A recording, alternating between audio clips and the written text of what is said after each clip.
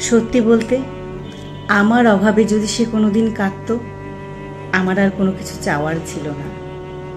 কারো সাথে থেকে যে আত্মতৃপ্তি পাওয়া যায়, তার চেয়ে বেশি আত্মতৃপ্তি পাওয়া যায় তার মনের মধ্যে একটা জায়গা করে নিতে পারলে। কারো স্মৃতি হয়ে থাকার মধ্যে যে আনন্দ, যে শান্তি, অনেক সময় তার পাশে থেকেও পাওয়া যায় না। এক ছাদের নিচে থেকেও যদি আত্মতৃপ্তি না থাকে, আত্মসম্মান না থাকে, কারো স্মৃতি হয়ে থাকা ভালো। কারো সঙ্গী হয়ে থাকার চেয়ে কারো এক মুহূর্তের ভালো লাগা হয়ে থাকা অনেক আনন্দের, অনেক আত্মতৃপ্তির। কারো জন্য কারো স্মৃতি হয়ে থাকা ভালো।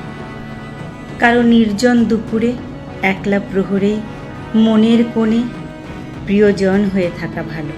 কারো প্রিয় কবিতার দুটি লাইন হয়ে থাকা ভালো।